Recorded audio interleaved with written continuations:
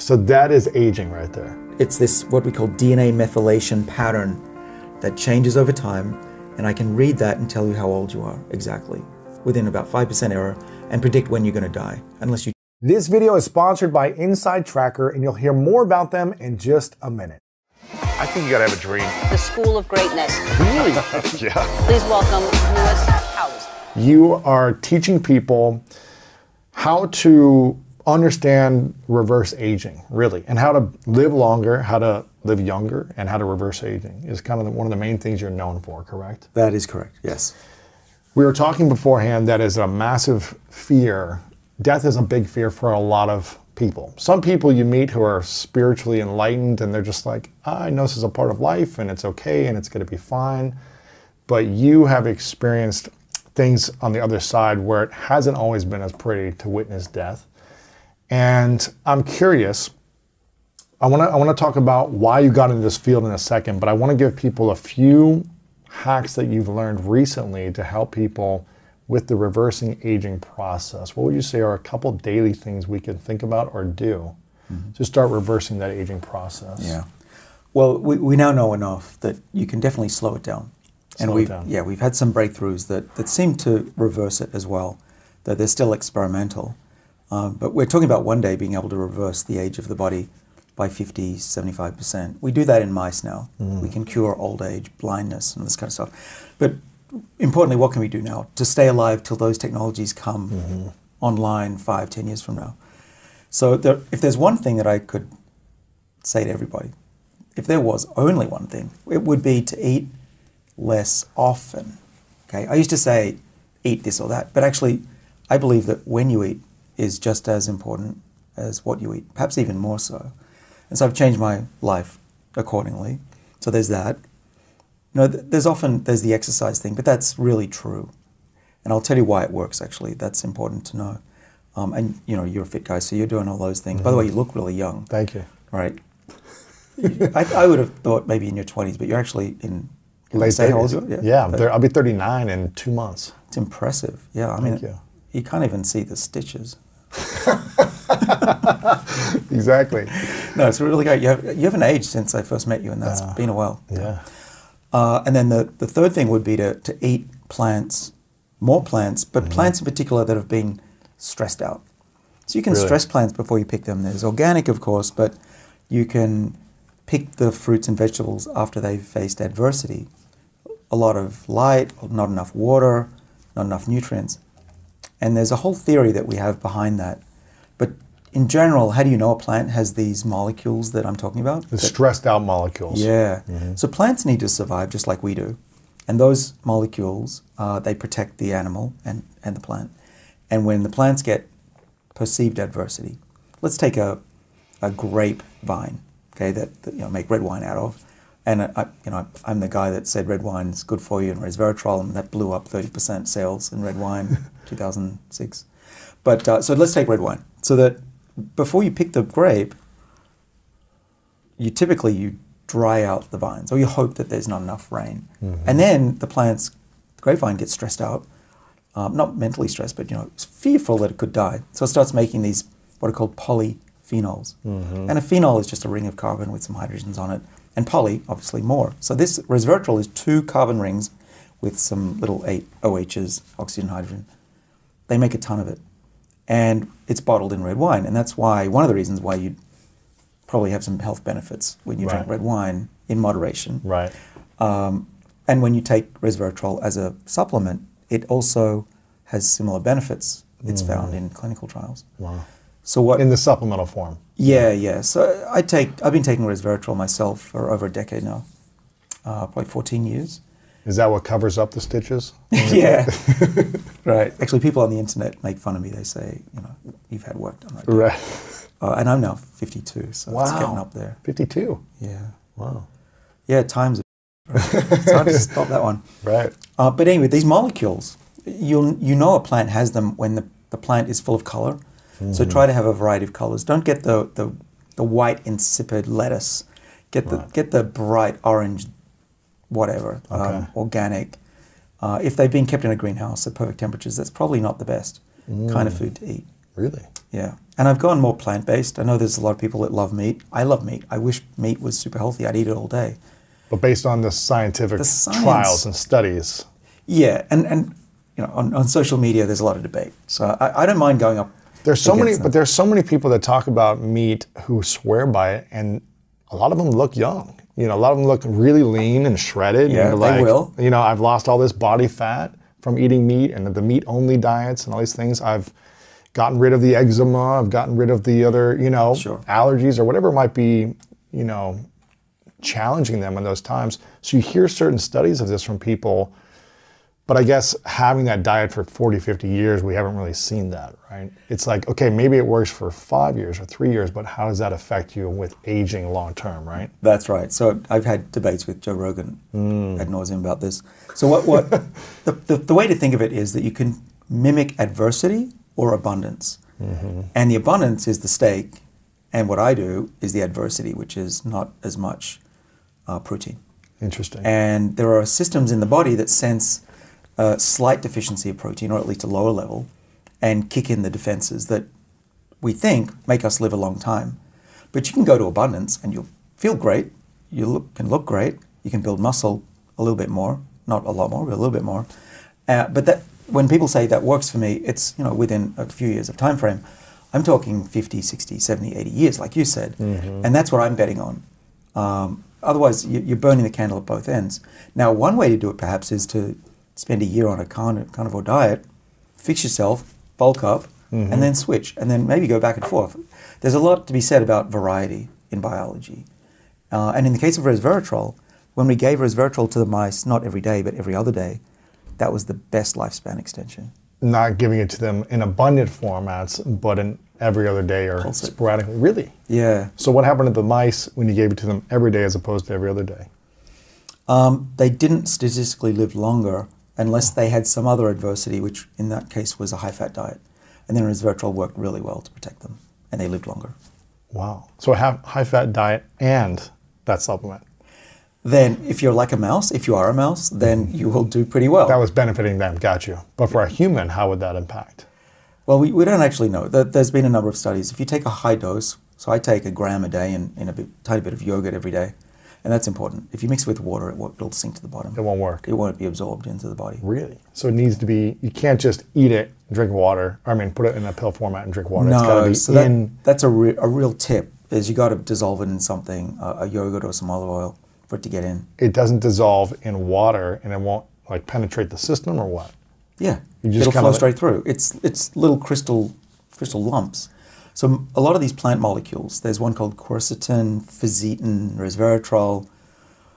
A lot of the supplements you get, if you break open that capsule, and often they're yellow or white, and you put it in water and it doesn't dissolve, it'll sink to the bottom in these crunchy little crystals, it's not going to get absorbed. So if it dissolves in water, that's good. That's okay. Right.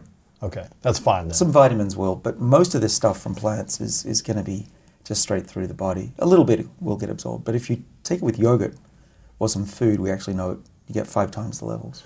So you can take it with food as well and it'll dissolve better, it'll digest better? Right. Gotcha. Interesting. Okay. So these are a few things you mentioned. Eat less often. You didn't say eat less. You said eat less often. So you can still eat less often, but pack it in the meal? Well, that's what I do. I have a big dinner, and I really enjoy it now because I'm not eating much during the day. And it comes from a study, and actually it's important that when I'm not talking about malnutrition, certainly not talking about starvation. So, if you're a teenage kid, this is not for you. It's kind of people in their late 20s, 30s at least. But you don't want to have a calorie deficit unless you regard yourself as being obese or your doctor recommends it. I have to maintain my weight, which I do pretty easily. Yeah, so I eat a pretty big dinner, and it's great. Multiple courses. I don't eat dessert, though. I gave up sugar when I was 40. Really? And do not regret that at all. What have been the biggest benefits of 12 years no sugar? Surprisingly more energy, actually. This combination of the plant-based, 1 main meal a day and no sugar, I feel so much better. I power through the day, and I measure my blood glucose levels on occasion. I'm supposed to be doing that soon. Do you recommend it? Well, yeah, you'll learn a lot about your body. Yeah, and how much junk you put in your body when you, Yeah. Yeah, and what you'll see, what kind of meals do you have during the day? I mean, 3? Well, I go through, it depends on the season of life, but I try to skip breakfast most times, and then, like, I haven't eaten today, and it's what, 2:45.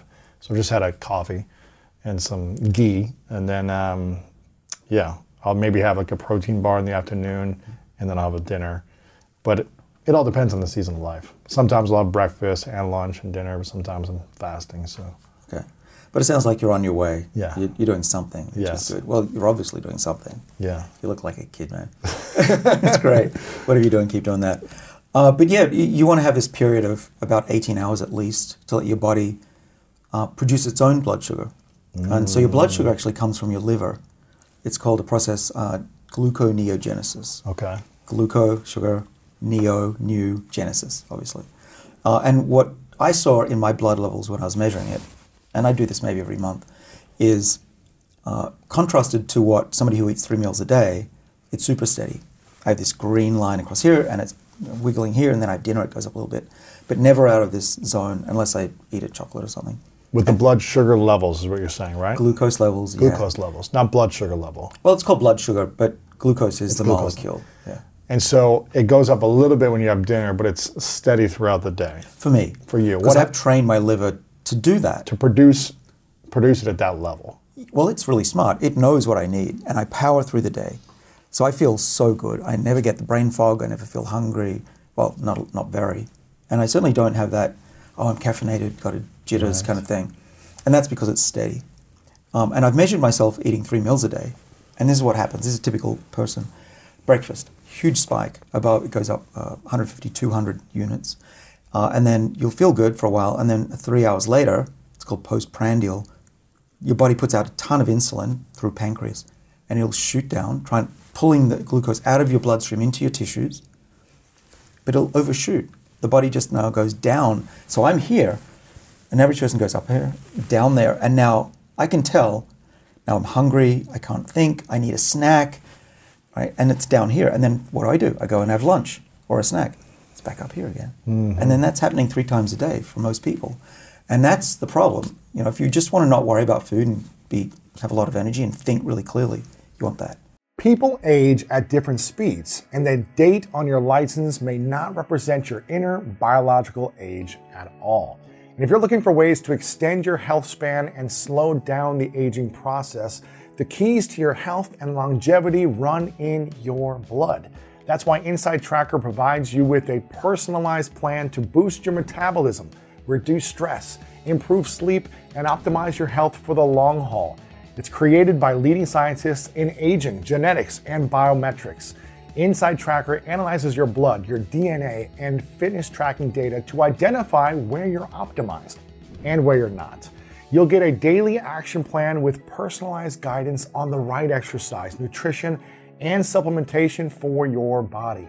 Add Inner Age 2.0 to any plan for a definitive calculation of your true biological age to see how you're aging from the inside out. And when I got my results back from InsideTracker, they told me, and I quote, "Lewis, you're beating the clock." And that feels good. And now that InsideTracker has shown me my biological age, they are now providing an action plan of science-backed recommendations with the goal of improving the quality and quantity of the years ahead. For a limited time, get 20% off the entire InsideTracker store. Just go to InsideTracker.com/School of Greatness for more.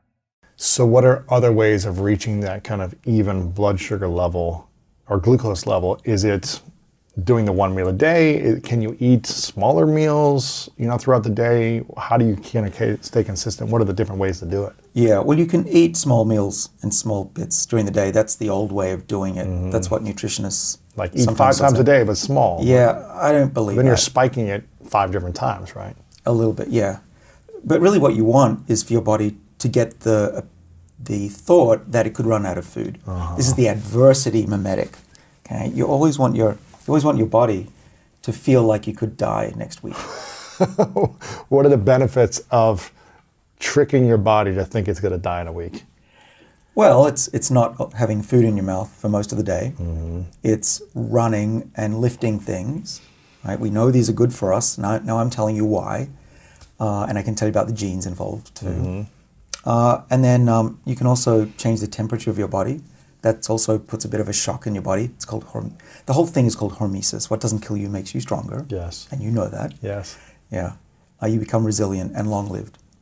Okay. And otherwise, if you're always having the abundance, tons of amino acids and meat, your body says, hey, this is great. I don't need to do anything but build, build, build. You'll have, you know, a pretty good body. By the way, you can still have a good body in this. It's just, you know, you'll be a little bit leaner, maybe 5% less bulky. But here, it's like burning the candle at both ends. We are always in a state of, I got so much food, screw it. I don't need to worry about protecting my body. I'm going to have kids for the next 5 years, replace myself, and then I can be out of here. Whereas my mode of doing it, the adversity mimetic, is the thought that my body has is, oh crap, if I have kids right now, they might die. I need to stick around until food comes back, or the mammoth goes away and doesn't chase me every day. Right. And so you stick around for longer. So you can get a couple of decades longer by doing what I do versus that. On average, everyone's different. Sure. But just doing the 5 main things that doctors tell you, and we all know are good, like don't smoke, don't over drink, eat good food, so Mediterranean kind of diet, sleep well, and don't stress out and have friends. Those things are enough to give you an average of 14 years. Oh my gosh. That's just the easy stuff. Because what's the average lifespan now for a man or a woman in the U.S.? Went down, dipped a little bit with COVID, but it's around late 70s. Late 70s, yeah. And so you're saying if you have those 5 things at a great level, then it could go an extra 5, 10, 14 years, what you're saying. Oh, easy. Easily. That's just the easy stuff. I haven't told you about the science and all of the stuff that I'm doing. That's just the basics, the Those are foundation. basic. How much, now you've mentioned minimal alcohol, but how much does alcohol, smoking, or marijuana, or psychedelics actually affect lifespan? Do we have enough research on this yet, or? Well, we do on tobacco smoking. There's obviously, it's very clear that's a decade off your life. And what's interesting is that what we're learning about these various things that you can do to hurt yourself or to protect yourself is that what's happening is that your body is aging at a different rate. So smokers, you can measure it, are older biologically than people who've never smoked. And it's why they look older too. Wow. We can measure that now in my lab. If I took your blood, I could tell you how old you are biologically, not just your chronological. I want to do that. I saw you post this on Instagram that you're like 46. Is that right? Or you're 42, or what is it? I went down to, what was it, 44, I think, okay, or 42. 44. It bounces around, but it's usually a decade younger than That's what I am. cool. So what do you do? You take a blood sample, and then you what? Measure the blood? There's 2 ways of doing it. There's one company that I advise called InsideTracker, and that's what I use. I've had that too, yeah. You've done that? Yeah. Yeah. So they come to your home or you donate, and then you get this this readout of, I think it's 40 different parameters, and they use an algorithm and tell you how old you are. So I'm 42 or something like that. I'm in the top 2% of people from my age for youthfulness. So I'm happy with that. Just dust it off, a little brag over that. I like it, yeah. Yeah, well. You better be if you're researching this and the top scientists in the world on this. Yeah, I don't like to brag. That's not what Australians and scientists do. But what I do want to say is I use my body as an experiment. Yeah. And trying to be a role model. And I've been optimizing my lifestyle for 20 years now, based on this feedback from InsideTracker for the last 12, 13 years. Wow. And you can see the graphs of things going out of the optimal zone, and then I make a change based on science, and it comes back, or even better. So we know from smokers that their biological age is older when they smoke, is what you're saying, right? Yeah, well, that's one test. The InsideTracker test is what I do routinely every few months. But there's a new type of test that my colleagues and in my lab we've developed. It's called the Dna Methylation Test. It's also known as the Horvath test, named after my friend Stephen Horvath at UCLA. The way to think of this is, if you've ever heard of the epigenome, I've heard of that. These are the control systems that control our DNA. It turns out that system you can measure. It's chemicals on your DNA that change over time predictably. And we've just developed a way to measure that 100 times cheaper than it was before. And I'm going to bring this test to the public so that people can test their biological age. At home or something? Or? It should be a cheek swab. That's what we're developing. So you don't have to prick or take blood or anything. You do a cheek swab. Exactly. And then you ship it in or something? Or? Yeah, you'll post it in. And then you get, hopefully just a week later or less, here's your credit score for your body. Well, that's cool. And then even better, here's how you slow it down or reverse it based on everything we know about you. Wow, And that's cool. we'll take you on that journey. So do this, eat this, swallow this. That is cool. I got to take that test. Yeah, well, you can get on the wait list if you want. Okay. Where can we There's a go? website, because we are taking names right now. We may do some studies with early adopters too. That's cool. Where's the so wait it's, list for it's that? called Tally, T-A. ALLY, tallyhealth.com. And the reason I'm excited about it is it's very hard to focus on what works because we have no idea. You exercise, you hope that it's good. Yeah. Is it too much, too little? If I eat this, does it help me? We need a dashboard for our bodies, and that's what these give you. That is really cool. Okay, so we know that smoking makes you age biologically. That's why it makes you look older, smoking. What about drinking alcohol? You know, we've talked about wine and the substance in wine that could be supportive, but alcohol in general, does that affect biological age and aging? Well, it all depends on quantity. Gotcha. 1 glass a day, most doctors would say, especially if it's red wine, it's fine. And the alcohol actually can help with the cardiovascular system, reduces bad cholesterol, and more importantly, raises the good cholesterol, HDL. This is for red wine. And the alcohol in white wine does a little bit of good too. Okay. But beer, So beer will raise the levels of uric acid, which is a breakdown product of a protein breakdown product that you can pee out. But if you have too much beer and other types of food that contain a lot of this type of protein, you will raise your uric acid level. So why does that matter?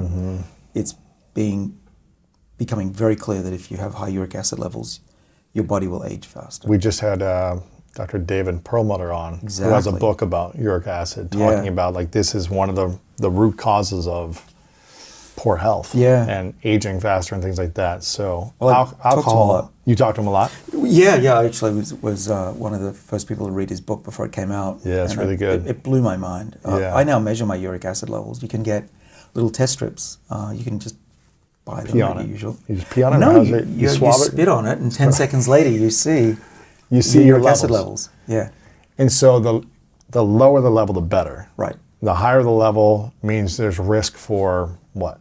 Everything, according to David, it's really bad for cancers and heart disease mainly. But I think he's right that it's a sign of accelerated aging. The higher the uric level, the faster you're going to be aging. Yeah. And a larger amount of consumption of alcohol, specifically beer, I'm hearing raises that level. Beer in particular has Beer a in lot of the particular. chemicals in it that will raise uric acid, unfortunately. And that's from David Perlmutter.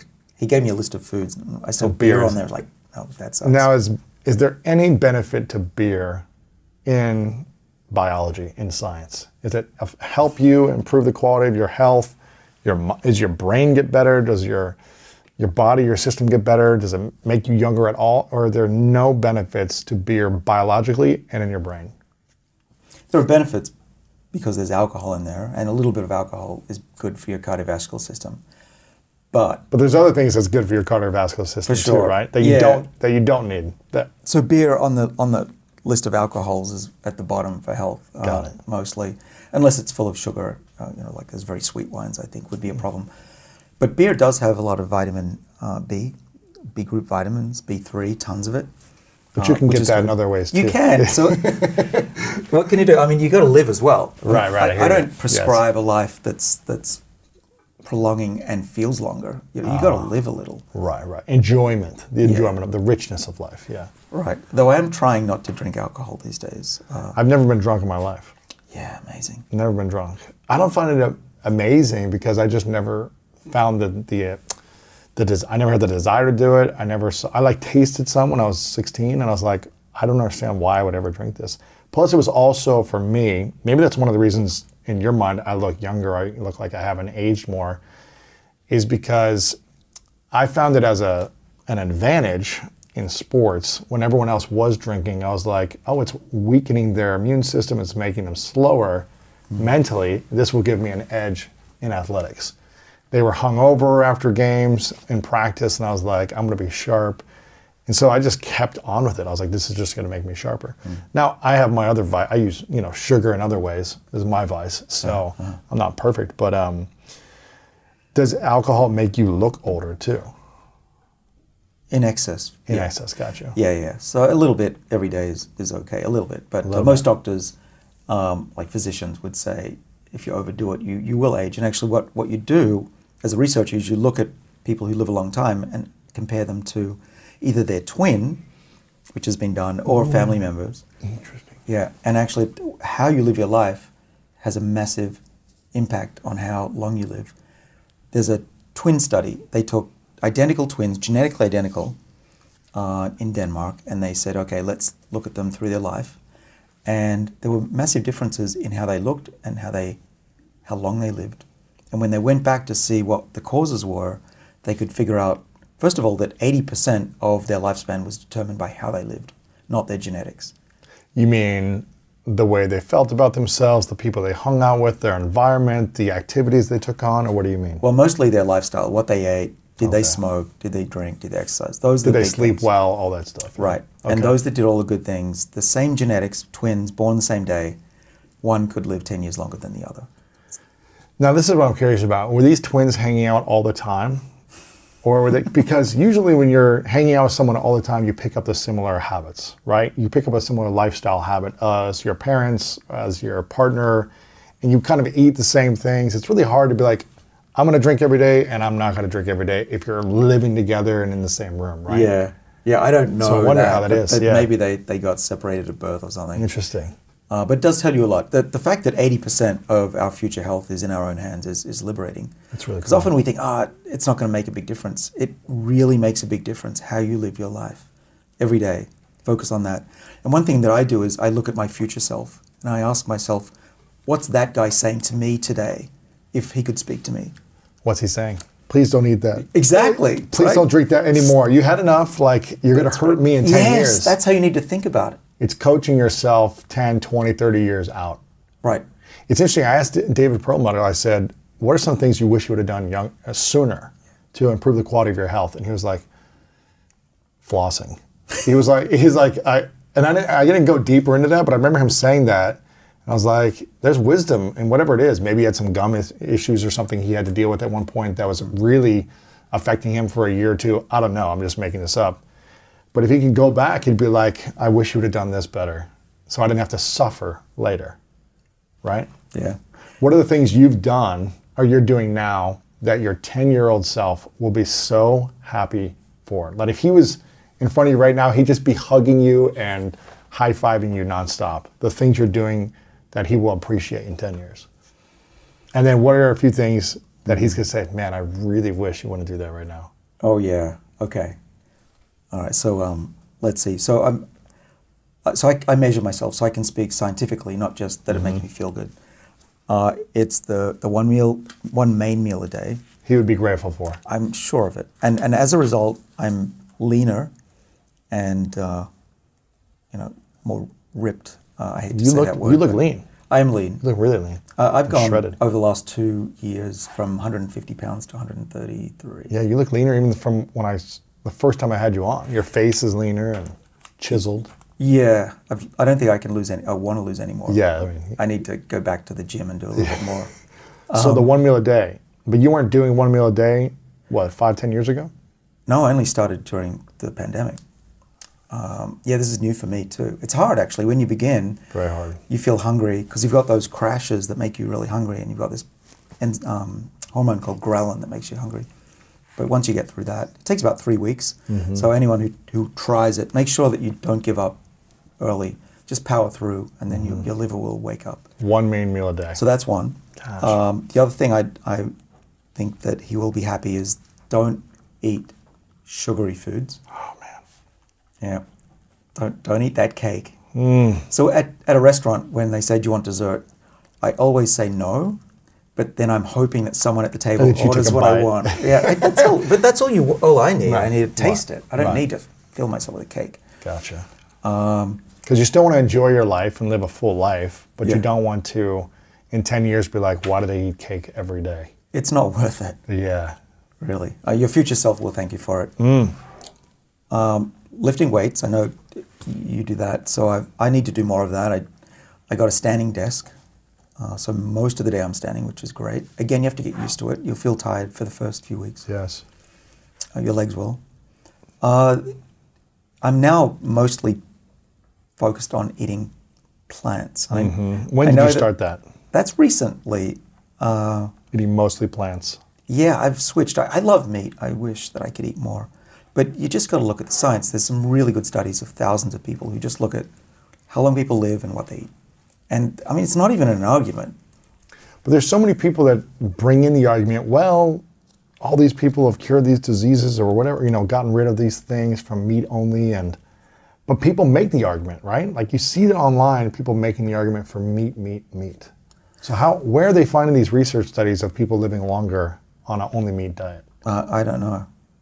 But you're not seeing them. You're not seeing studies of anyone that lives over 100 that all they do is eat meat. Well, there might be one person or two, but Right. when you look at 10,000 people, what they eat, it's the vegan and the pescatarian that win out. In the blue zones, right. Yeah, and the numbers are something like that. You drop it down to, you got 88% less chance, or actually it's 12% chance for most diseases. So most diseases are protected by these diets. Really? Wait a minute, 80% less chance of what? Of dying at any one point in the age range of the study, which Oh, wow. which is By 60 or older. by being a pescatarian. Yeah. So it's vegan, pescatarian, those are the best. Then above that would be, actually, pescatarian was better than vegetarian. A little bit of meat seemed to help, but it has to be fish. Mm-hmm. And With then, the omega-3s in there, right? Yeah, and particularly oleic acid's good, which is found in avocados and olive oil. That activates one of the protective enzymes that we study in the lab. Which acid? Oleic, O-L-E-I-C. What is some of that, but not a lot of It's that? a monounsaturated fatty acid, or a MUFA. If you have a bit of olive oil, there's a supplement online that I get that has high levels of oleic acid in it that I take every day. Okay, cool. With the DHA and EPA, Yeah, all that stuff, yeah. all that good stuff. Yes, okay. So that's my fish intake, is a pill. You don't eat fish, or you eat very little? Well, I'm evolving my diet. So I've gone from a Mediterranean diet over the last 10 years to the last 2-3 months to all plant-based, no dairy, and no meat. And I'm just seeing what happens to my body. I'm measuring things. It's an experiment. Yes. It's not a philosophy. And if things don't work out You'll go biologically, back. I'll go back. I mean, I'd love to go back to a steak. I'm Australian after all. Yeah. But, I'm driven by science, and that's all it is. Yeah. Okay, so you got these 4. Was there another thing that your future self would thank you for? 1 meal a day. Don't eat sugary foods. That's going to be one of the most challenging for me. Lifting weights. Eating mostly plants. Was there anything else? Get control over psychological stress. Oh, yeah. Why is this so important? Well, the main problem is you have high levels of cortisol when you're stressed out psychologically. And it's clear that people who have really high levels of stress are chronically ill. And even it accelerates gray hair. That's actually a fact. It's not just a myth. You really are getting older if you have stress. Really? So this scientifically proven that if you're stressed out all the time or more frequently, you're going to get older, biologically. Correct. Wow. Yeah. And, Can you and reverse gray hair without dyes? Yes. Really? Well, not routinely, but there are examples of that. There are some drugs that have shown in the clinic that make hair go gray, from gray to brown. The best example I can tell you is that when people are stressed out, let's say they're in the banking world and they're losing their minds, you can find hairs that start to turn gray. Okay, so you look at them and they're a little bit gray at the bottom. Oh God, I'm turning gray. Okay, then they get given a vacation and they go away for a couple of weeks, and guess what happens to the hair shaft? It gets brown. It's brown again. Come on. You can find these gray-brown segments of hair in Interesting. people. Yeah. And what they tracked it down to was that the cells that make the hair pigment start to shut down, but they can be reinvigorated. But I suspect once you've been gray for a number of years, it's really hard. It's hard to get back reverse again. that, yeah. Yeah. So But I'm the first person to say aging is not unidirectional. In my lab, we're driving it forwards and backwards at will. It's not That's crazy. really difficult anymore once you figure it out. Any high school student could do it these days in a mouse, at least. to drive the aging process faster and also reverse it at any time. Right. Just by doing a few of these things. Well, those things will certainly slow it down and maybe even reverse it by a couple of years. The Mediterranean diet, there was a study that came out, last year. And people on a Mediterranean diet, which includes what? What are the So it's a lot of plants. It's focusing on good fats, the avocado kind of, and olive oil. Think Greek kind of food. A little bit of meat, but mostly fish. That's Mediterranean, and a bit of red wine. So that's that. That, if you give that to people or tell them to eat it for a year, they will be younger at the end of that year than people who didn't switch. Wow. Yeah. But age reversal is a little different. I don't think just by avoiding sugar you're going to reverse your age. Otherwise, we'd have people living 1,000 years. But what we do know is that you can actually flip a switch and reset the body, at least a human cell or a mouse, to be about 50% younger, even more than that. By not eating sugar? No. Or by all these other things? By my lab at Harvard. Gotcha, yes. It's not mainstream yet, but we hope it will be. So we're developing medicines that can reverse the age. Can reverse aging? Reverse, yeah. By 50%, you're saying?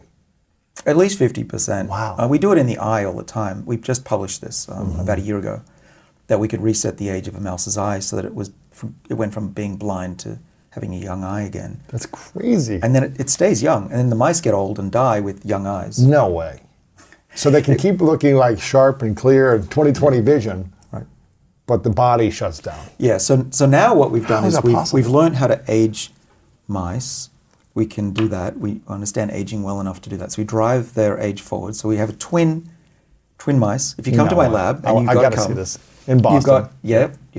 At Harvard Medical School.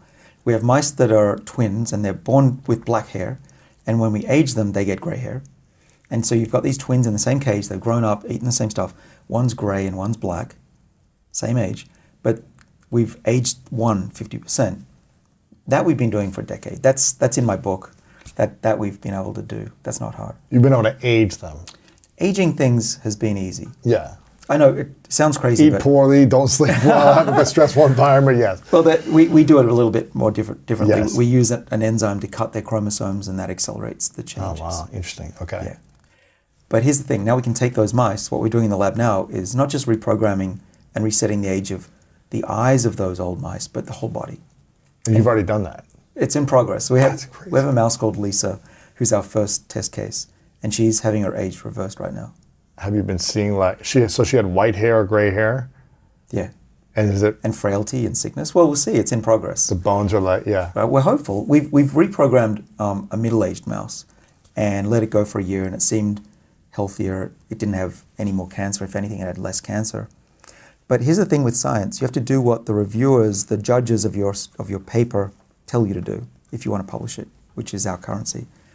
And this paper we published a year ago, which was in the journal Nature, which is really hard to get into, the reviewers said, you have to prove to us that this treatment, which is a gene therapy, we turn on 3 genes in the body of the mouse, in the eye of the mouse, prove to us that it doesn't cause cancer.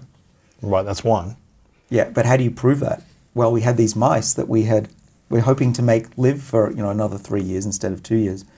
But they're all the mice we had, so we had to kill our precious mice that we were testing age reversal on to see if there was any cancer in them.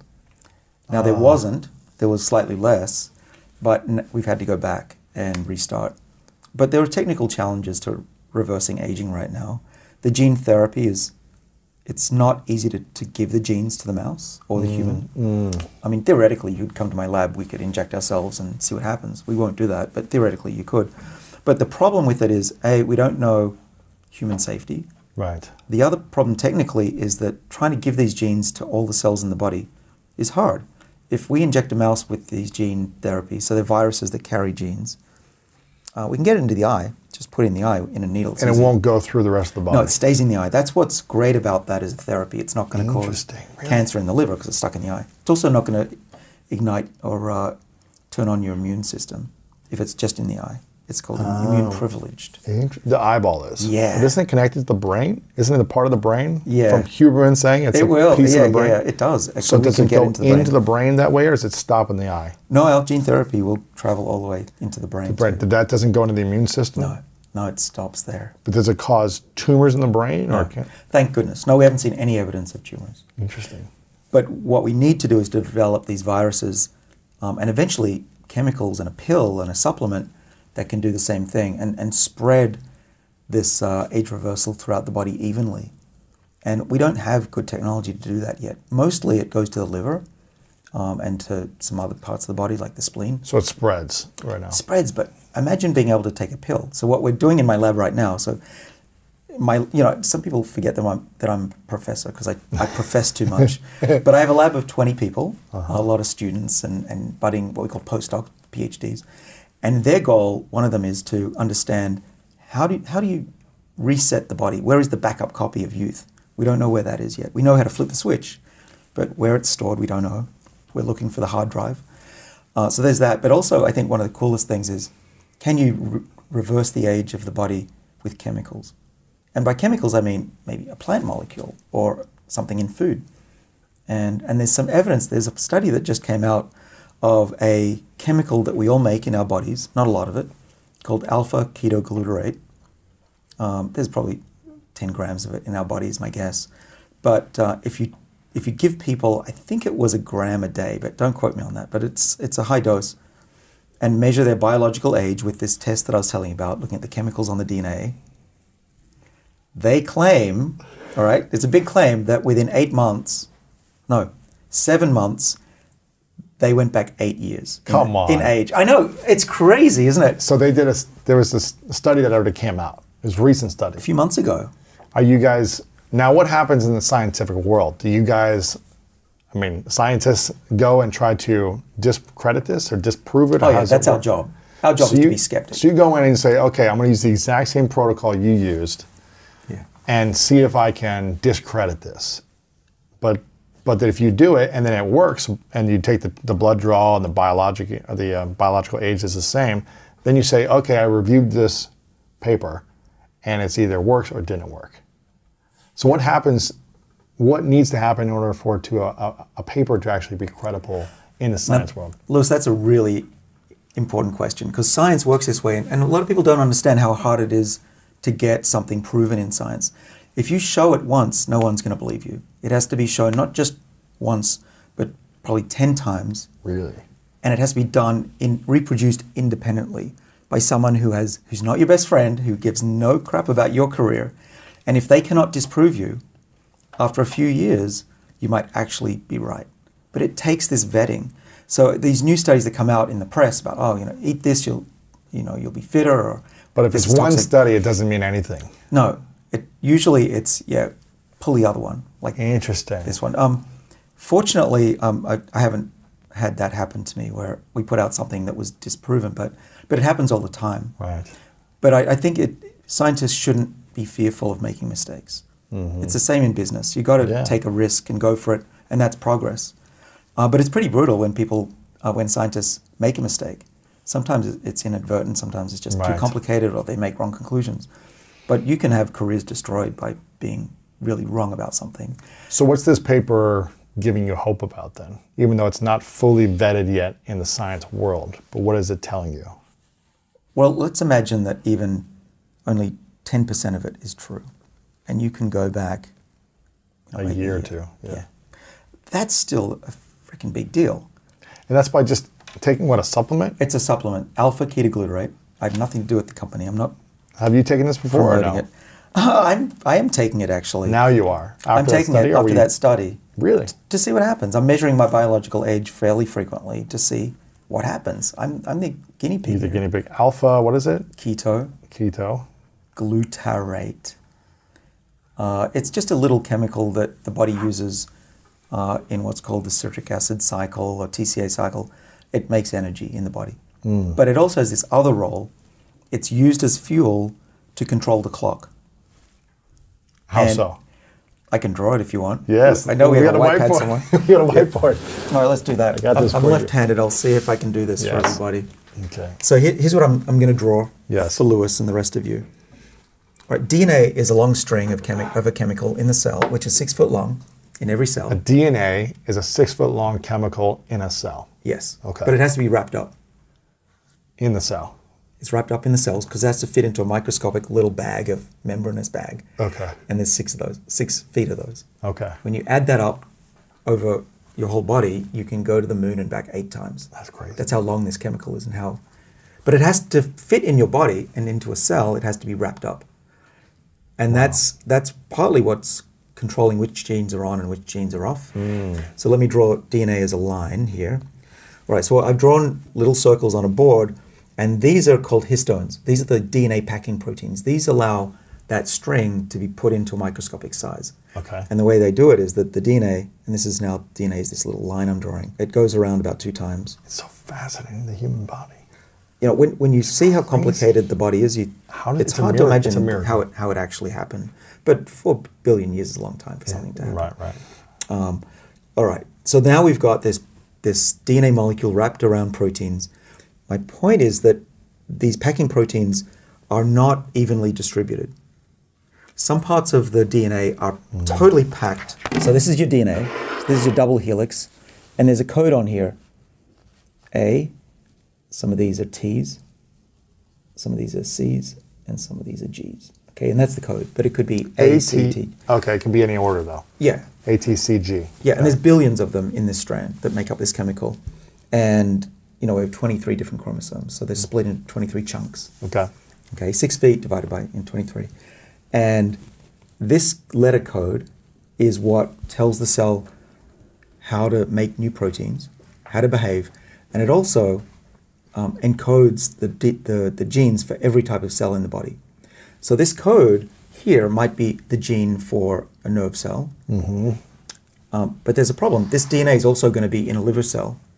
So what the heck would a liver cell want to do with a nerve cell, with a nerve gene? It doesn't need it, doesn't need it. Okay. But it's still in the cell. So the cell has a problem. The gene is there but doesn't need it. In fact, not only does it not need it, it's a bad thing if it turns it on. Because it turns into cancer or tumors or what? Yeah, or it'll start to function like a nerve cell and it's supposed to be a liver cell and vice versa. So when we're developing in the embryo and we start to get, because we're multicellular, we have 1 trillion cells, each cell starts to package things differently. So this packaging here in a nerve cell is going to be different than a liver cell. Okay. So this is what's called silencing. Okay, so this gene is off. Because it's in the liver, but you don't need it, so it's turned off. Yep, and this gene here, in this little segment here, we're going to say that's on because that's needed for the nerve cell. Okay. So now you got interesting. So off, it's one, on, off, yeah. on. So it's a strand of genes throughout the body, and some are turned off in certain areas of the body that don't need to be turned on. Yeah. Got it. And that's what gives our cells specificity. That's how they know how to behave when we're young. That's why we work optimally when we're young, because this structure, this pattern of on-off is perfect. But we mess it up as adults. it changes over time. And we can measure that because there's a chemical that binds to this C letter called a methyl. I'm calling it Me for short, right? So that Me is a DNA methyl.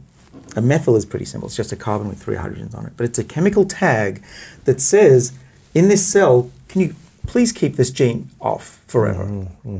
But this doesn't have methyls, so that's on. So that's the way the cell says off, on. Is with the off. methyls. The methyls, in part. Yeah. It's a major thing. But what we can do, now we go into the lab and I take your DNA and I can see, oh wow, in some of your cells, that methyl got taken away. Holy crap. So it's on when it's supposed to be off. Right. Which is not good. And now your brain cell is partially behaving like a liver cell, which is bad news. You do not want that. Wow. And that, I believe, sir, is what is aging. Ooh. So what happens when this methyl, what it's called? Yep. When does this start to not function? Well, it'll be removed over time through all sorts of issues. One is a broken chromosome will cause these problems, accelerate aging. Crushing a nerve will accelerate it. Really bad damage to a cell takes these away. Okay. So you want these to stick around. They will stick around. How do you strengthen those then? And how do you get them to stick around? All these things you're talking The about? things that we do in our daily lives, we know preserve that pattern. So nerve cells remember that they need to be nerve cells.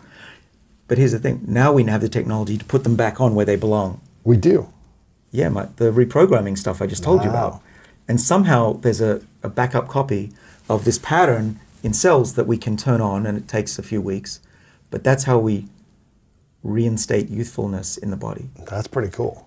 It's really cool, and I don't even know how it works.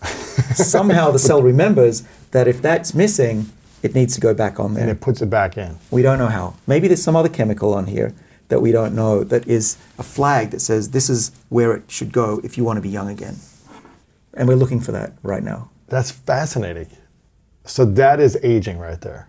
I think when so. those things are turned off when they're not, when they were removed when they're not supposed to be removed.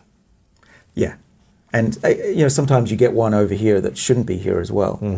But it's this, what we call DNA methylation pattern that changes over time, and I can read that and tell you how old you are exactly within about 5% error and predict when you're going to die, unless you change your life. Do you know? We can draw a graph, right? Yes, tell me. When you're young, you age pretty quickly, surprisingly, even before birth, and then it's linear, you get a straight line. Okay, and this is, what is this? Let's call this 80 years at the bottom here. So I can take someone's blood. Let's take Lewis's blood. Yes. Lewis, I'm going to say, is pretty young. He's been doing the right things, doesn't drink a lot. And what, you're 39? Yep. All right, let's put you halfway through life. Okay. You're going to come out here compared to people who have smoked, drank, didn't exercise, didn't get a standing desk. They will come out here. And that means they're much closer to death than you are. Wow. But here's the good news. You can slow this down. You can change the trajectory. If you're here and you know you're going to die in the year 2070, you can slow that down so that you can extend it. You can extend your life that way. That's so by fascinating. doing the right things. That's so fascinating. And eventually we'll be able to take that person and bring them back down. Come on. To there. That's we do that we did that already in the eye. That's so crazy. So you can do it in the eye, but not in the whole body yet. Give us a few years. Yeah, give it a few years. Well, we're not just working on it. There's been billions of dollars now invested in this. I'm sure. Yeah. Jeff Bezos and the like have put money into it. Yeah, I'm sure. They're trying to live longer too. They want to extend this. Well, yeah. Imagine a world where you could do that for people. And it's not about living forever. This is really important, Lewis, is that the reason I do this is because I think medicine can be done better. We're treating aging at the end of life when diseases caused by aging have taken hold. Trying to treat Alzheimer's without taking into account aging is crazy. That's like putting a Band-Aid on the thing that's actually cutting you. Right. So we far too often ignore the thing that's causing the problem. And 90% of the diseases in old age are caused by aging itself, probably by that process that I was drawing before. And so by reversing the age of a part of the body, we can actually make diseases go away, which is better than just trying to slow them down.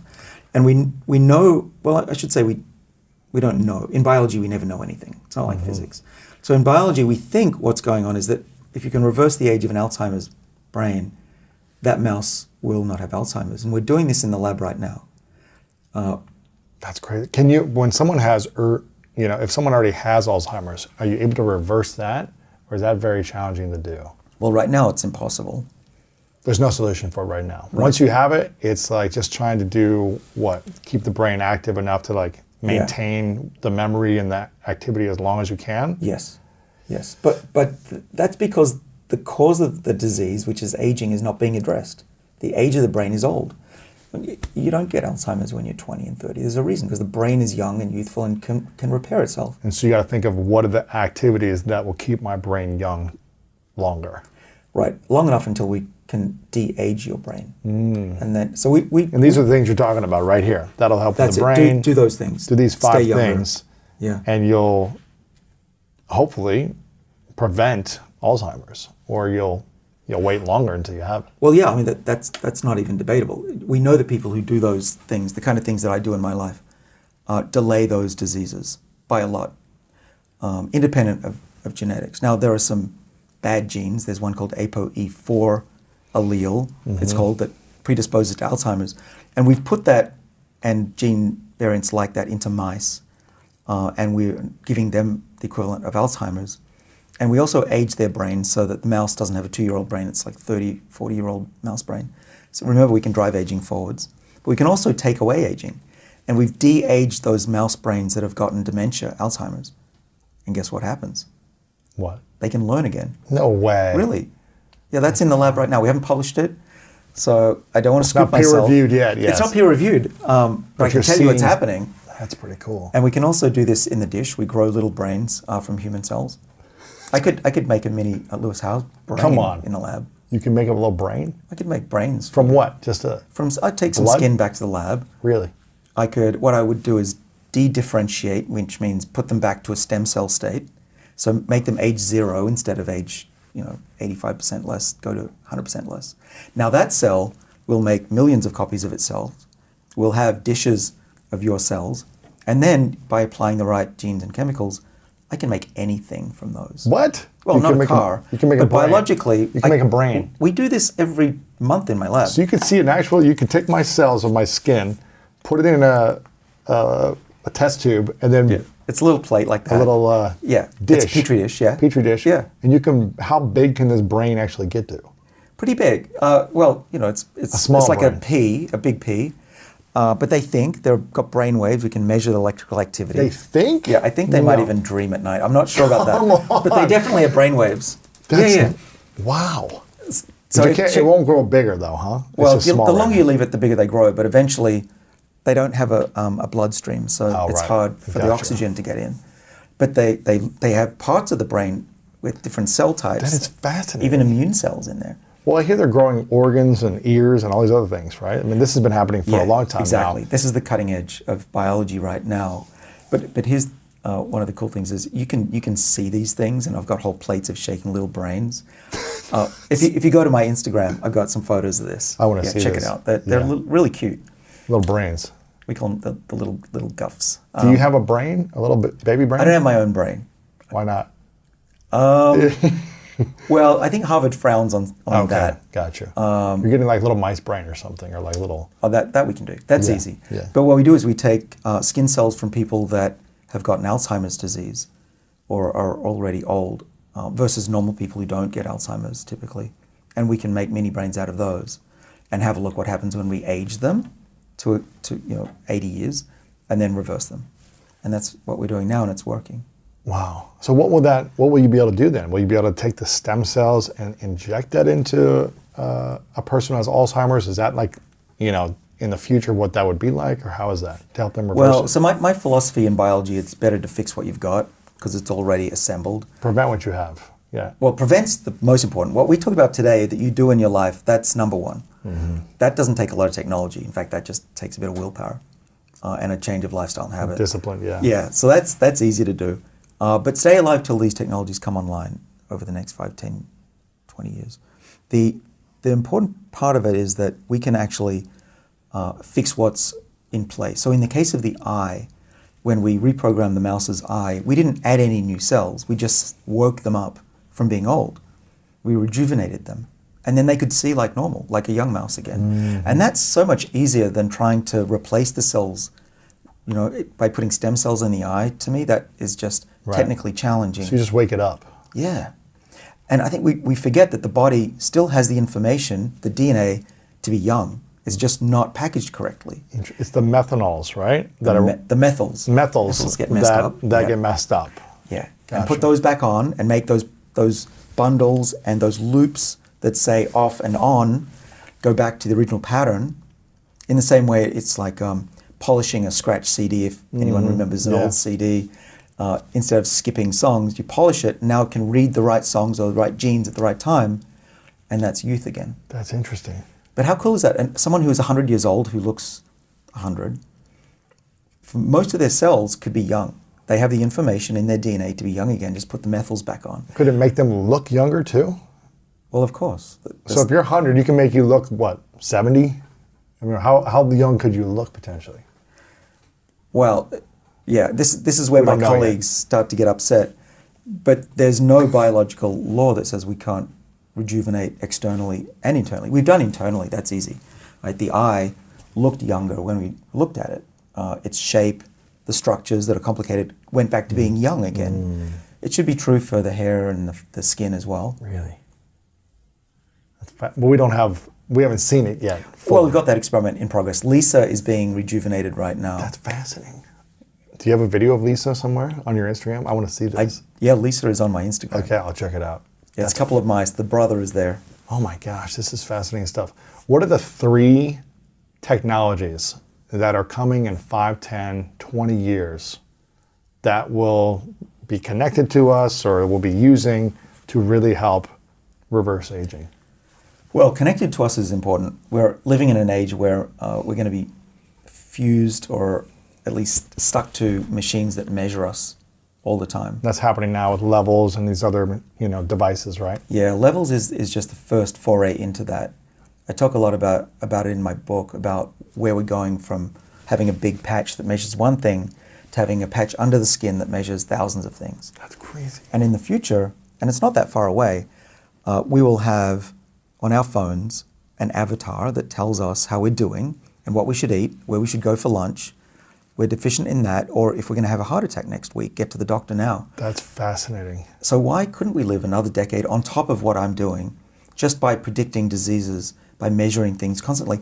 How crazy is it that we go to the doctor once a year for a checkup and they say, oh, how are you feeling? That's not medicine. We should be measured 1,000 times a second. And there are devices that do that. I have one that I put on my chest. If I didn't put it down, I might even have it still in my pocket. Hold on. So this normally goes on my chest. What is it? It ran out of batteries, but it lasts for 2 weeks.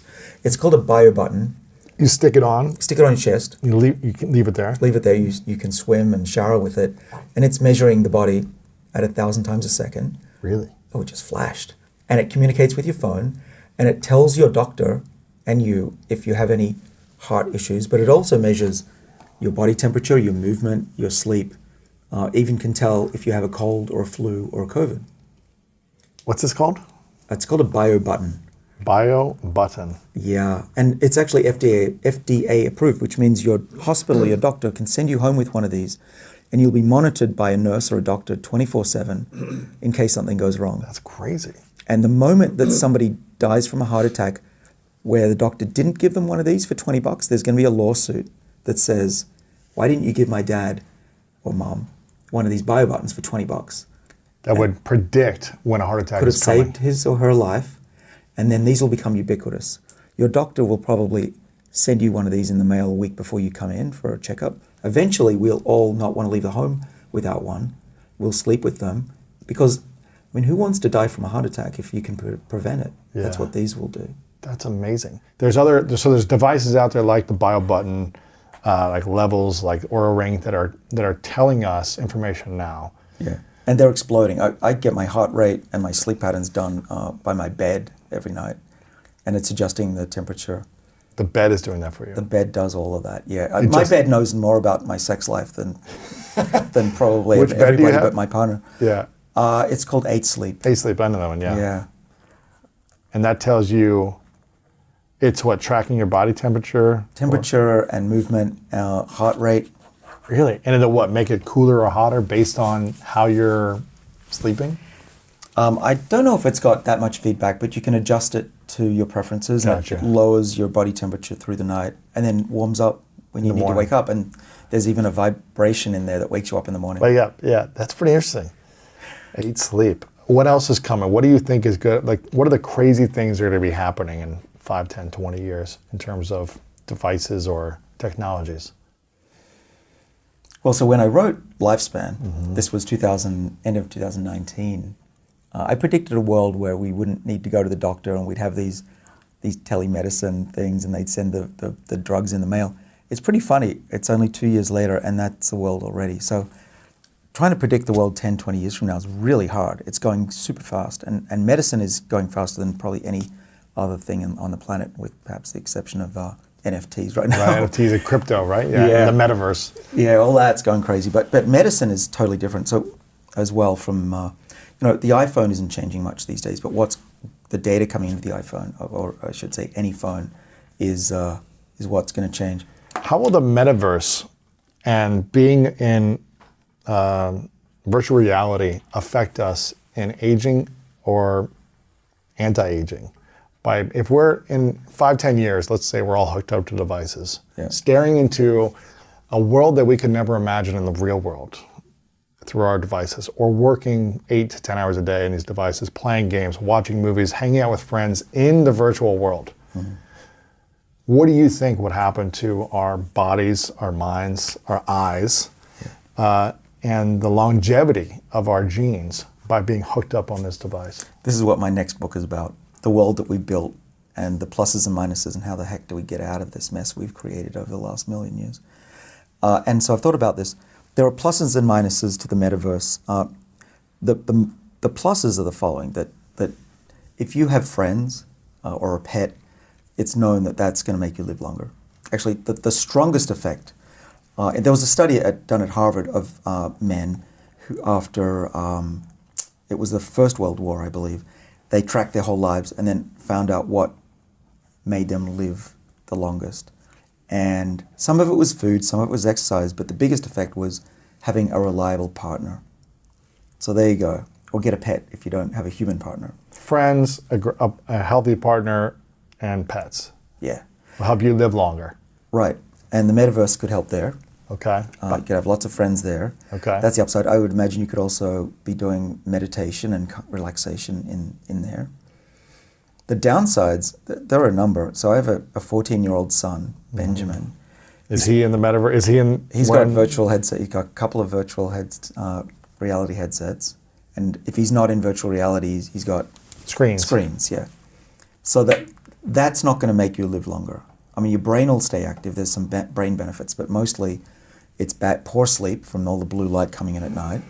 And mostly, honestly, it's a lack of exercise. Right. Well, now they're trying to do, you see all the boxing videos of people wearing like the goggles and then they're like boxing in there. Yep. I guess if you're moving and you're doing something where you're moving, that's good, but the light constantly is probably still not good for you, right? Right, right. No, there's some I mean, the virtual reality, there's a little bit of movement. Right. With, lightsabers and whatever. But for the most part, if I look at my son, for example, he's not getting enough exercise like a normal kid who's outside. You know, I was talking to my brother about this the other day, that we used to, and you're probably the same, we used to get scratched up and we'd always have bruises. Yeah, of course. Kids these days, they rarely get a bruise. Too safe. Yeah. They get a bruise hitting their head on something when they're in the virtual reality world. but grazes and scratches and dirt on their knees? No, you never see Rare. that. They're too clean, right? Yeah. They never get scuffed up. So imagine someone's in this, let's say 8 hours a day. Because I think in the future, well, based on what I'm seeing Facebook wants, is people working in the metaverse in the future, is what I saw in his kind of like videos. It's like, once you're in here, you'll be able to work, you do all these things. If someone's on goggles 8 hours a day, would that make them live longer or less, do you think? Even if they're moving in the goggles and all these other things, do you think they could extend their life? No. I think the downsides don't outweigh the benefits, unfortunately. I think just moving in the 3D world is extremely beneficial. Mm-hmm. Interacting with people in 3D, physically moving. I mean, unless you're on a treadmill with your virtual headset, which I don't think people are going to want to do, you're not getting enough exercise. Right. Lifting weights is very important. Do yoga if that's not your thing. All that good stuff. Yeah. And socializing with meals and whatever. That's real life. These are real benefits to longevity. You know, Mark Zuckerberg, I'm afraid, I'm just telling you my thoughts. Yeah, I mean, maybe everything in moderation. Maybe you get on there for an hour a day and that's not going to hurt you. That's true. But if you're on 8 hours a day, I'm hearing you say that's probably not going to benefit you in living longer and healthier. I think it's just going to make the obesity epidemic worse. Because it's just more sugar, more, you know, sodas, more bad food, quick stuff to get calories in while you're in goggle land, I guess. Well, it's a lot like the ending to WALL-E, the Disney movie, the Pixar movie, yeah. Just sitting around with eating. You know, I see this with Benjamin, that, I mean, if he has a choice, he'll be on a game all day, eating and drinking. Yeah. Without moving, yeah. Right. So how do you discipline your kids, and how can parents not discipline, but educate, inspire, and create structure around kids today so that their 25, 45-year-old selves will thank you, the parents, for setting them up, as opposed to them having health challenges in their 20s, 30s, and 40s because of sitting in front of screens all day and eating sugar all day? Yeah. Well, that's a really important point, is that I think a lot of parents don't think about this, but it's super important to know this, is that the way you raise your kids in terms of not just socially, but what they eat, how much they eat, when they eat. Of course, they need a lot more food than someone my age for their growth and everything, and you need to make sure nutrition is all there. But if you allow your kid to become really obese and not exercise, that's going to affect them 30, 40, 50 years later, because that clock is ticking from conception, right? So you got to look after your kids, and the kind of things that we talked about, the kind of foods that are healthy.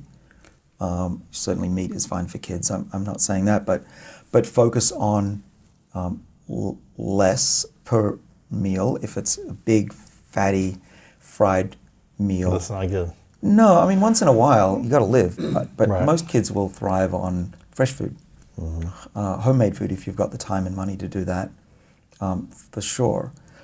Get them out of the chair. But the one big thing that I've been quite militaristic about with my kids, much to their chagrin, is sugar. Because they want it all the time. Well, it feels good, it tastes good, but there are brands of sodas that don't have any unnatural sweeteners, or just stevia. What's the Olipop or something? Olipop is the one that I've give been my drinking that son. recently. I really like that. Yeah. Like, it doesn't taste that good when I first had it, but the more you drink it, I'm like, this tastes great. Even the grape one is great. Yeah, I know. So yeah, that's the kind of thing. Olipop for kids. Which is what? Like way less sugar, and it's like got probiotics or something. It does, and the sugar that's in there is low glycemic index, doesn't spike it, Really? and it's all natural. Yeah, Have you tested it with the levels and making sure that it doesn't spike too much for you? I have. Yeah, and it seems like it's not it too didn't bad. change it at all. Yeah, I was really impressed. Interesting. Yeah, so that's what my kids drink now. Look at you. I like that. I wanted to ask you, I asked you beforehand about what you think would be, make this powerful. And you mentioned what your greatest fears are. So with all the research you've done, all the science you've done, what are the things that bring you the most hope, and also what has caused the most fear or created the most fear inside of you? Yeah, so as a kid and to this day, I've often looked at humanity from above, as though I'm an alien observing us and judging us. And my grandmother taught me to do that. She said that humanity is capable of great things, but very horrible things too. And she lived through World War II and the aftermath in Europe and Hungary. And so I like to look at us as a species that's capable of very horrible things, and we know that from history, but amazing things. I believe any problem is solvable, if we just work on it. The fact that we've built these phones and the internet and all that, I mean, how amazing is that? It's magical. Incredible. We don't stop to think of it much. I'm going to fly home. 100 years ago, you'd have been like, it'd have been the craziest thing to see something flying. Yeah, and now we But like, this is expect Wi-Fi. unbelievable. Right, yeah. Yeah. It's like, So humanity's fantastic, and I do want to stick around to see where we go from here. yeah, now you can FaceTime someone in seconds, and 20 years ago, we couldn't do that. Yeah. Where are the video phones? Oh, here they are. Now they're Crazy, here. isn't it? It is great. But my fear is that that humanity's not going to reach its potential.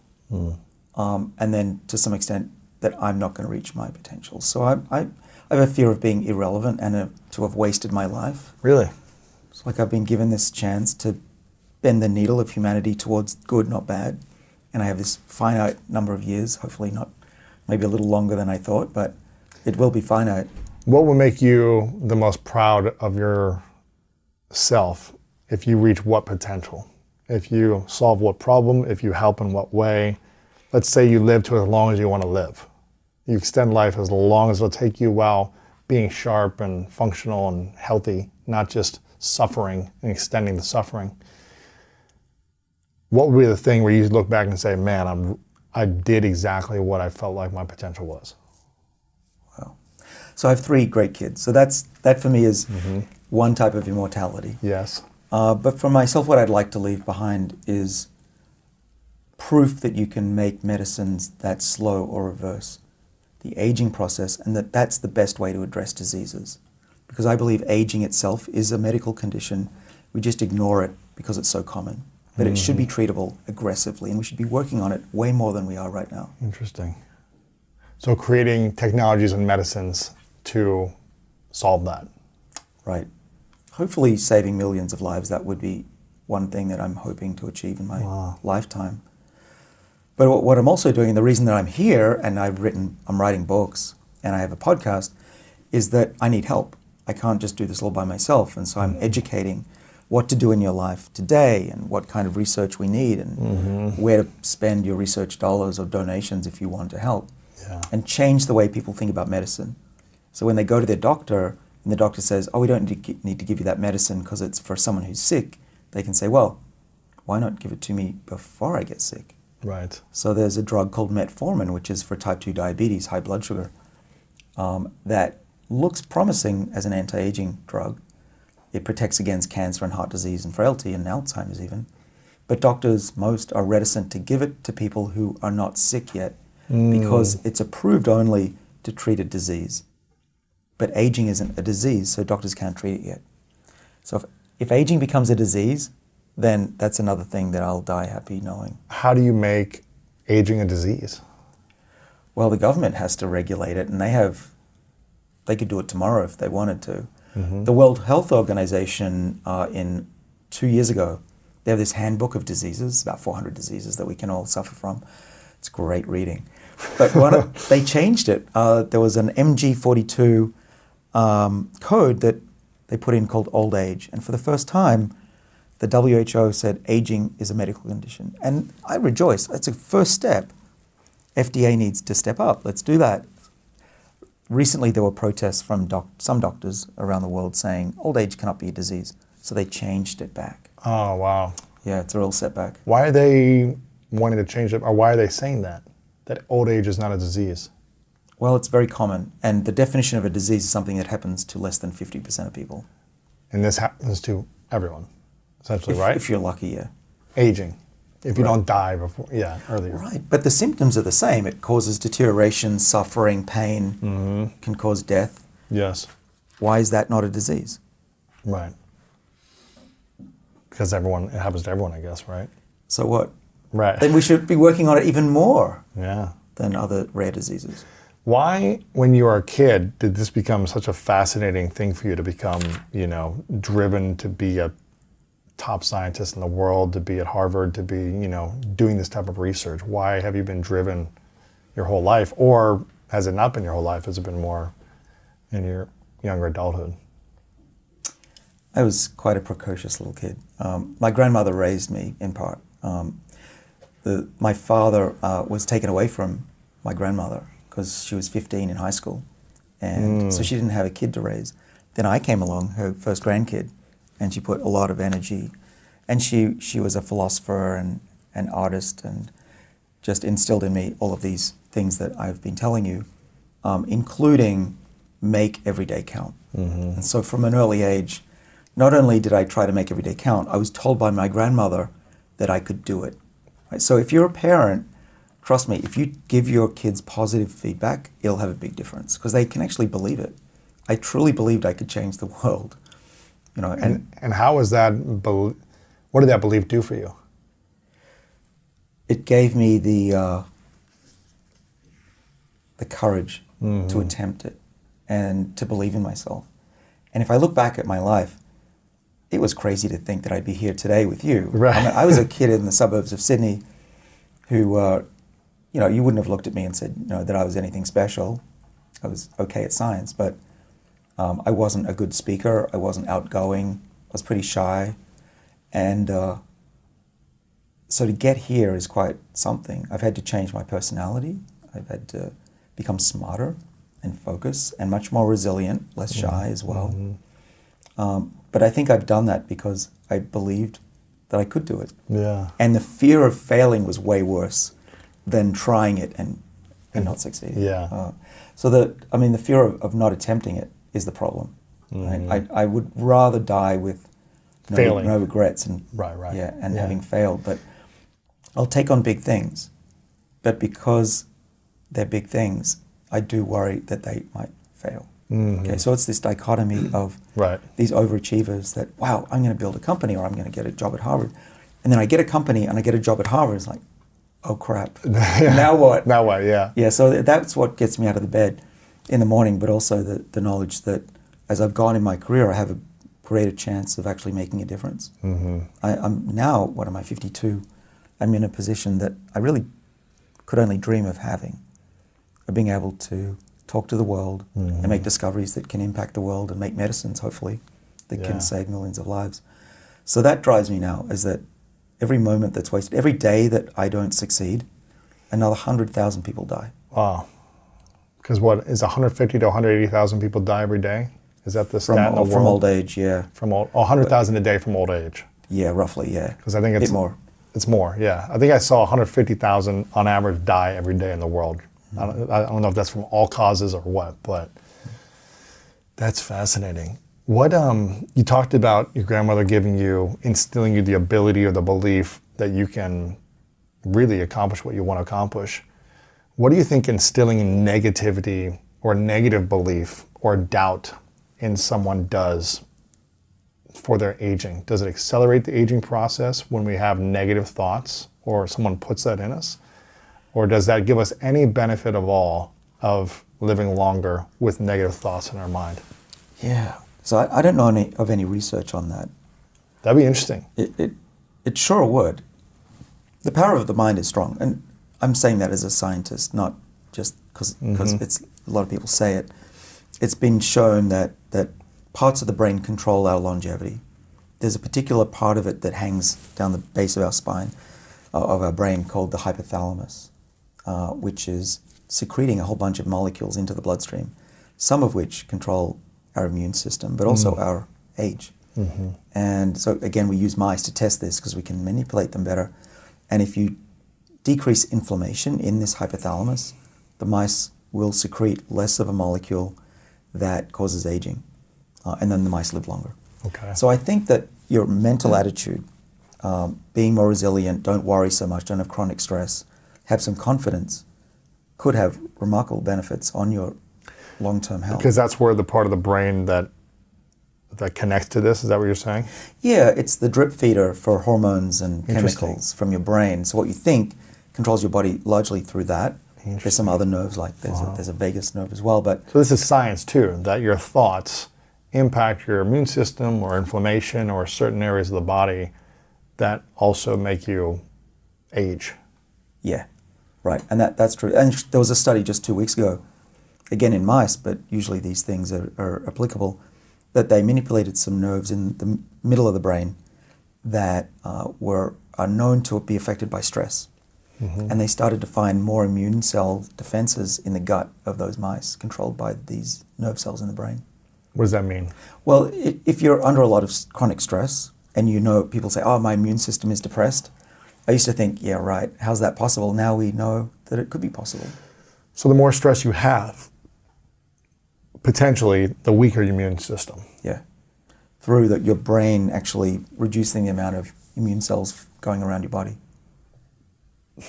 What do you do to eliminate stress or remove? Because obviously a certain amount of stress is good for the body, right? Not eating all the time, moving your body, tearing the muscles in a healthy way, resistance, like having the courageous conversations to apologize or clear, whatever things are happening in relationships. Like there's a certain amount of stress that's healthy. But how do you manage the unhealthy type of stress? Well, I was a stressed out kid, so I've had to work at it. Everything worried me. You had to change your personality, you said. I did. Right? Yeah. I did. I had to take the long view of life and not worry so much about what's happening today and think about, is this really going to be a problem a year or 2 or 10 years from now? That helps a lot. Perspective. Perspective is good. Breathing. Jim Nestor does a lot of this. Yeah, he's great. So there's breathing. And very recently, though I'm enjoying it a lot, some meditation. Yeah, I have a brain tap helmet. Have you seen these? It helps me. You put the helmet on? You do, and there's lights that flash at certain frequencies that are known to get your brain into a certain state. Theta wave or whatever it's called. What's the helmet called? Oh, it's called Brain Tap. And so I'm not a professional or a long-time meditator, but every night I do a minimum of about 12 minutes, sometimes half an hour, and find I can get by with less sleep as well. Really? What's the pressure like being, heading up this department at Harvard and putting these research papers out there and writing these books and now a podcast and a YouTube channel, putting your life's work out there while having Harvard on your, next to your name, arguably one of the most credible institutions in the world. What's the pressure like, and how do you manage that pressure? Yeah, that's really stressful. I used to when I first got this job, I was only 29. Wow. I think I was one or the youngest guy there. So biologically a few years ago. Yeah, right. I'd become a little wiser, but I used to freak out. I'd pull into my car parking spot and sit in the car and think, David, what are you doing? Yeah. The imposter syndrome. How'd you get here at don't belong 29? here. Yeah. And how, not just my age, but I don't know how to run a lab. I'm at this prestigious university. They've just given me $500,000 to work with. Now what? Now that's the fear of failure coming in. I've got what I wanted. Now what? Yeah. And so I've been fearful of failing. But at Harvard, what I've done, so I got an overdose of the FU gene. Yes. So the FU gene runs through my family. Uh-huh. It's typically turned on in teenagers, but I've got a heavy dose of it even as an adult. I don't like being told what to do. Mm-hmm. You can talk to people around me who know. But what I've liked to do at Harvard is to push the envelope. People say that can't be done, and if you say that to me, that's kind of like, okay, let's go try game it. on, Yeah. let's try that. And I push the envelope sometimes a little too far. I've got my hand slapped over the years, but in general, I've been slightly ahead of the curve. So 10 years ago, if I had a podcast, even 5, what are you doing? You're selling out. You're a salesperson. This is crazy. Now, it's accepted, and in fact, it's probably liked that the university has a spokesperson. Same with companies. I was starting companies in my early 30s. A lot of people, my elders were saying, my mentors were saying, you can't start companies, that's not what scientists do, you're contaminated with industry, less trustworthy. So I kept doing good science, thankfully, so that trust was maintained. But now at Harvard, probably 1 out of 4 professors has some sort of company affiliation. Really? Yeah, it's a pretty normal thing, but you do that 20 years ago. You were like kicked out or something, yeah. You're a pariah for sure. Ah. And there's a lot of gossip at a place like that. Sure. It's very clubby. Yeah. And I was the Aussie kid who probably didn't belong there. So I'm still there, thankfully. Yes. I have what's known as tenure, which means as long as I don't do something really bad to embarrass The university. the university and the universe, I get to keep my job as long as I keep money coming in. Right. So one of the other things I'm fearful of, like most scientists, is running out of money. Our labs exist on grants from the government and donors, and the university doesn't give us any. Very little. It's a small amount of our salary, but other than that, I've got a few $1,000,000 every year to raise to keep my experiments going. Right. And people who visit my lab, they're shocked because they think that I'm just rolling in money. But I could, 2 years from now, I could be out of money and out of a job. Right. And that never ends. It's this treadmill of a scientist. Constantly, trying to raise money, essentially. Let's just, hypothetical scenario. I don't really want to put this out there, but hypothetically, let's say you could only solve one problem. You had 10 years to solve the impossible. And you put all of your energy and focus into solving this one problem that bugs you the most. What would be the problem and what would you solve? That's what I'm doing. In my lab, we like to say, just ask good questions and then figure out the rest later. So my question is, I think we've figured out largely why we age. It's a lot of things going on I haven't talked about today, but I think we know that. But what I want to know is how do you access the backup copy of youthfulness in the cells that we have? And can that be done with a pill? One pill, yeah. It's a simple question, big one. So that's what you're trying to figure out. That's it. Yeah, and I've got 20 people in my lab working on it right now. That's amazing. And so why do we age then? Is that what you're saying? Why do we age? Yes. Well, I believe it's the loss of information that we have as kids, and that those bundles and loops of the DNA get messed up, and you can reset those. But there are lots of other downstream, we call it downstream causes. It's like a pyramid. And so the other causes, there are things like protein misfolding, the mitochondria, the energy packs start to decline, you lose your stem cells, you get zombie cells in the body called senescent cells, which we're learning to fix now in my lab.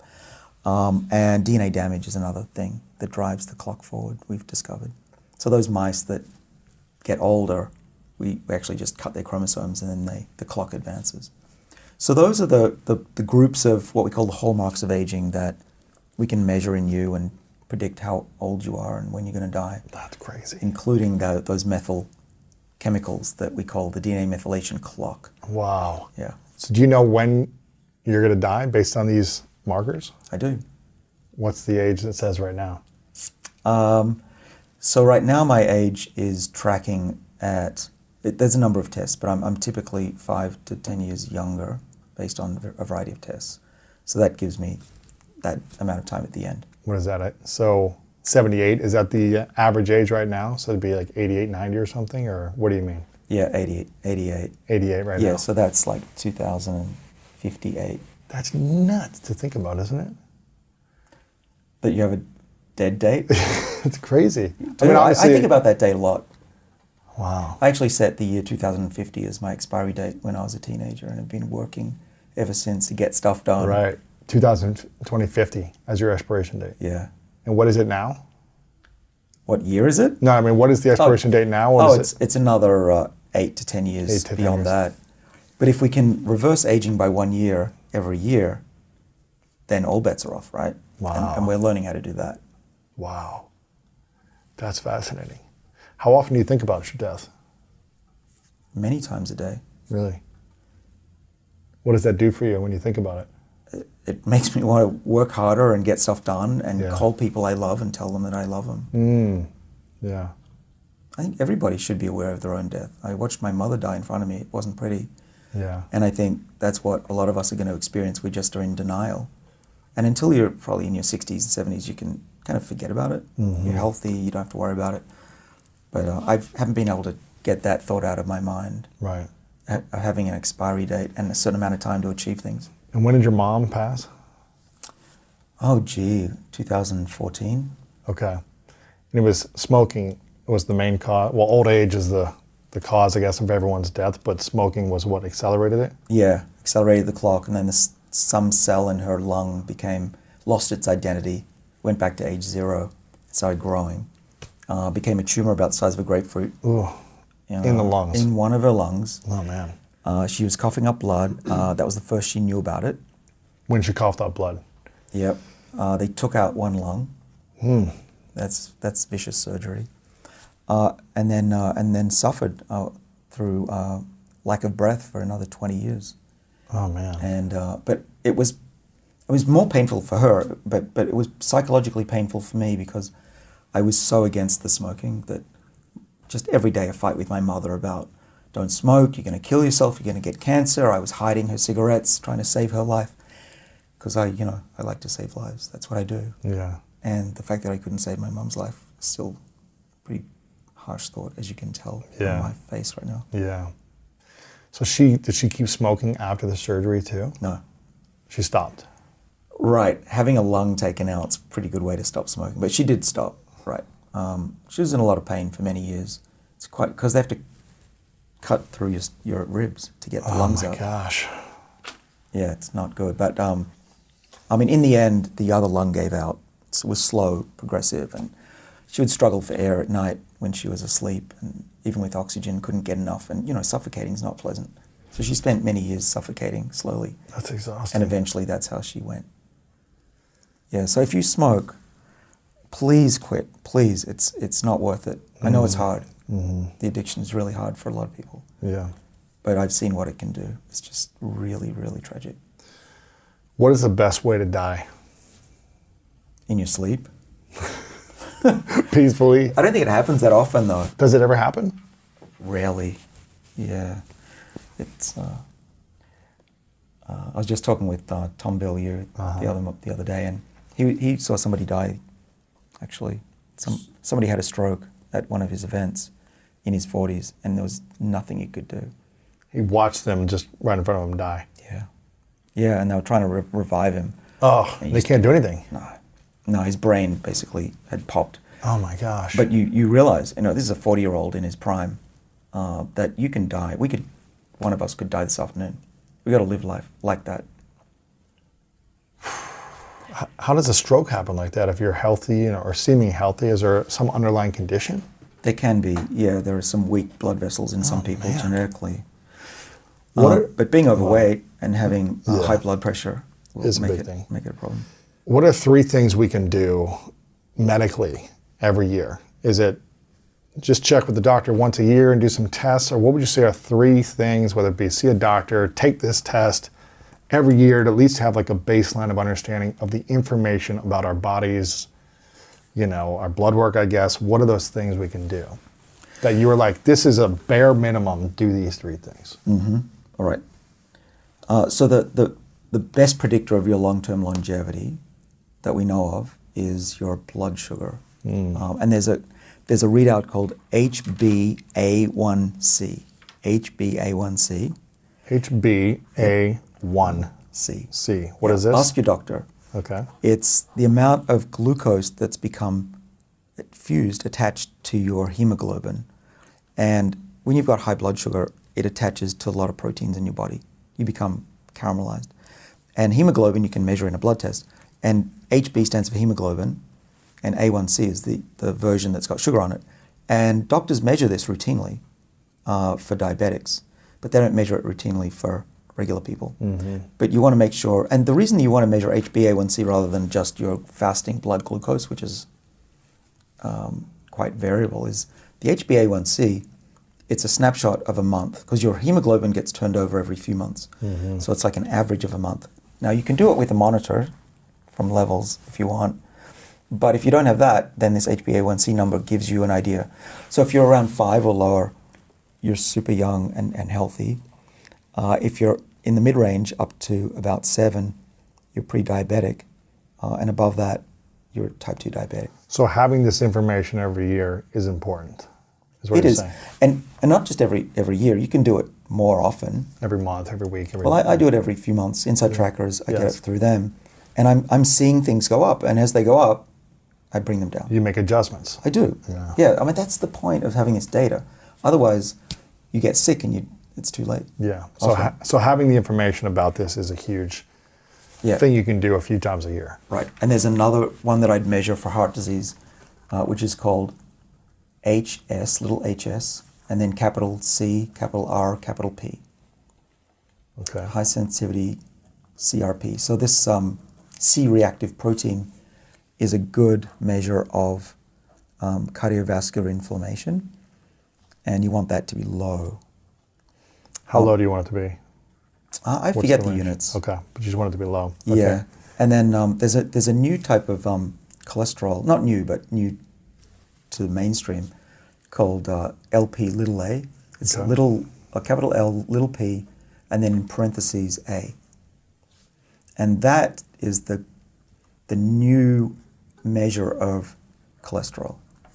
That genetic variance of that, if you have a lot of it, and it's a little particle, a really small particle, then it'll oxidize, and that's what likely predicts your heart attack of the future. But most doctors either don't know about it and don't measure it routinely. LP little a, talk to your doctor. And what are the 3 supplements we should be taking on a consistent basis that you take? Well, I don't recommend anything. I'm just a PhD. Okay, what are 3 things that you want to take consistently? Yeah, if I could only take 3, I would take Resveratrol. I'd take 1 gram with a bit of yogurt. NMN. We haven't talked about NMN. And then metformin. NMN. Yep. It's a supplement. It is. Okay. I don't sell any supplements, by the way. Gotcha. I'm not making any money here. But you would take these? Yes. I would, because our research has said that that's what works. In animals, at least, in some clinical trials, we've done plenty of studies and others in resveratrol, long-term benefits. I've been on it for 13 years. Activates the genetic pathways we've worked on, controls the epigenome. Yep. NMN. NMN also activates the same epigenetic structures. Okay. It makes them stay young, we think. And the third one again?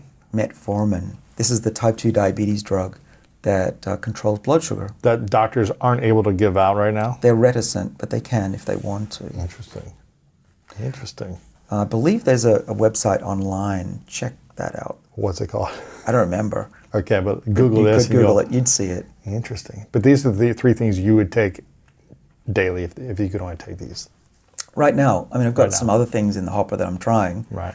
The alpha-ketoglutarate might be promising, the age reversal one, see if that's got merit. You're trying all these. Well, I add them one at a time or two at a time, and then I measure. It's all scientific. Interesting. And so I've optimized myself. You can actually, I've got graphs where you see a 20-year-old's numbers on average, a male, and an 80-year-old's numbers. And where am I? You know, I'm trying to be down here. And mostly 30, so far so good. Oh, I've only got a couple minutes left with you. We'll have to have you come back on and do more on this because I have a ton more questions that we didn't get to. But you have an amazing new podcast that Rob finally convinced you to launch, Lifespan. It's also on Spotify, Apple Audio, Lifespan, and also YouTube, which is inspiring that you're on YouTube as well. And you've already blown up on there. So make sure we subscribe to you, David Sinclair, all of our social media, David Sinclair, PhD, Lifespan, the podcast, Lifespan and David Sinclair on YouTube. Make sure you guys subscribe if you want more science, research, and to look at this beautiful man's face in front of you all the time on YouTube. But really, you're breaking down the science and teaching all this stuff in way more in depth. If you want the whiteboard in your face, you'll get that more with the YouTube videos as well. And you're making science more simplified for people like me to understand, where I think it's extremely important for us. So I really acknowledge you, David, for constantly making this your mission, to serve people, to help people live longer, to help people eliminate diseases, things that cause suffering and pain, because we don't have all the information out there yet. And a lot of it is mixed information. People are saying all these different things. So for you to be committed to doing the science and now teaching it more and more to the masses, I really acknowledge you and appreciate your energy, your effort in doing this, and look forward to having you back on many, many times in the future. I'll ask you one final question. We've asked you this a couple times before. It's called the 3 truths. So I'm curious to see if this is different than the last time we had you on. And I don't remember what I said. Exactly. So, we'll see. So imagine it's your last day on Earth, and for whatever reason, you've got to take all of your work with you. All of your content, your work, your books, your videos, podcasts, research. It's got to go with you to the next place. We don't have access to it anymore. Hypothetical. But you get to leave behind 3 lessons to the world, or 3 things you know to be true from all of your life experiences, your work, your relationships, anything at all. What would those 3 truths be?